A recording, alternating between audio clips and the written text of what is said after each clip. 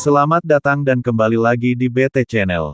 Bursa calon ketua umum Partai Golkar semakin ramai dibicarakan, terutama setelah kehadiran Gibran Rakabuming Raka yang juga putra sulung Presiden Joko Widodo yang digadang-gadang bakal menjadi calon potensial pada Munas Golkar. Rencananya pemilihan caketum parpol berlambang beringin itu akan dilaksanakan pada Desember tahun 2024. Usulan nama Gibran dalam bursa kepemimpinan Partai Golkar pertama kali disebut oleh Direktur Eksekutif Indobarometer, M.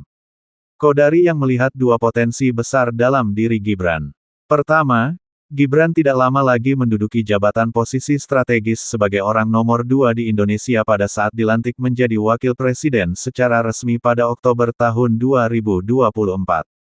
Kedua, lanjut Kodari, Partai Golkar ke depan harus berorientasi terhadap anak muda karena pemilih terbanyak berasal dari kalangan muda. Sebab itu, tantangannya Partai Golkar juga harus diisi oleh banyak anak-anak muda.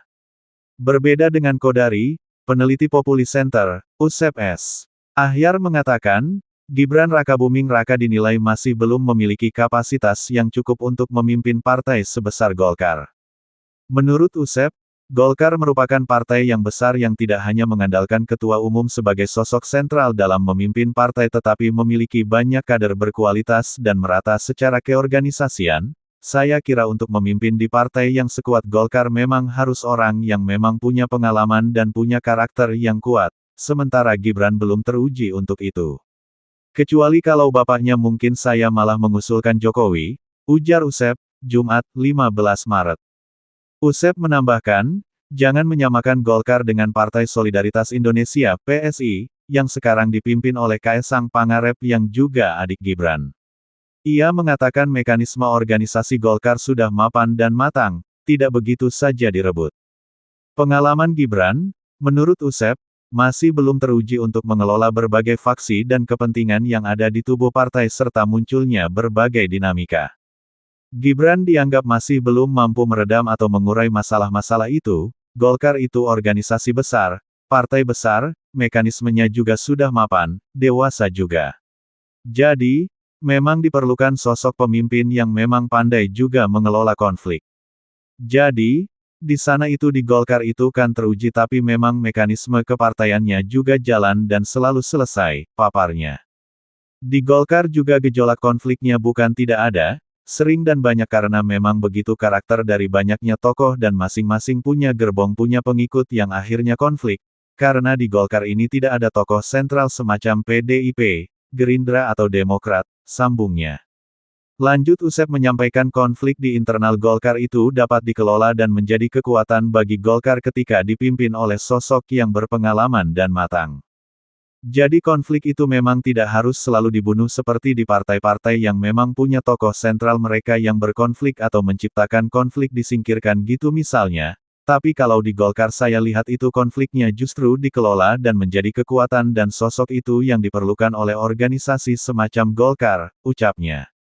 Lebih lanjut Usep menyatakan nama-nama politisi Golkar yang namanya mencuat untuk maju sebagai ketum Golkar seperti Airlangga Hartarto, Bambang Susatyo, Agus Gumiwang Kartasasmita dan Bahlil Lahadalia dianggap sebagai kader yang cukup layak menjadi Golkar satu daripada Gibran Rakabuming Raka, sebab menurutnya, kalaupun Gibran maju menjadi ketum Golkar minimal harus menunggu satu generasi lagi. Kalau saya lihat di Golkar itu juga belum bisa melepaskan dari tokoh-tokoh level kayak Airlangga, Bamsud, Agus Gumiwang dan Bahlil, jadi tokoh-tokoh ini juga tokoh muda juga. Menurut saya Gibran masih satu generasi lagi saya kira untuk mengajukan diri di politik Golkar, urainya. Dikatakan Usep, Gibran juga dinilai masih di bawah kapasitas tokoh muda Golkar lainnya seperti Maman Abdurrahman, Ahmad Doli Kurnia, S. Hasan Syazili dan tokoh muda lainnya. Memang ada level-level lain kayak Maman Abdurrahman, TB Hasan tapi itu di bawah Airlangga, Bahlil segala macam. Nah Gibran itu lebih di bawah lagi saya kira levelnya dari segi usia dari segi kematangan itu lebih di bawah lagi, belum terlihat kemandirian politik dari Gibran yang menurut saya membutuhkan waktu, ungkapnya. Sementara itu, Terkait posisi Gibran yang akan dilantik menjadi Wakil Presiden, Wapres seperti halnya yang terjadi dengan Jusuf Kalla, JK, menjadi Wapres sekaligus saat memimpin Golkar periode tahun 2004 sampai tahun 2009 memiliki perbedaan yang cukup tajam. Usep menguraikan dari segi usia dan pengalaman berpolitik antara Gibran dan JK sangat jauh berbeda. JK matang berorganisasi dan tidak pernah pindah partai selain Golkar, sementara Gibran kebalikannya masih terlalu muda dan baru saja pindah dari PDIP.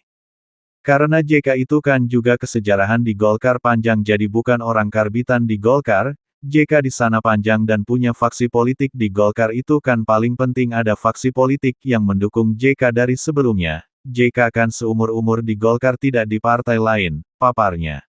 Bagaimana menurut Sobat BT semua tentang hal ini? Silahkan beri komentar dan sarannya. Terima kasih.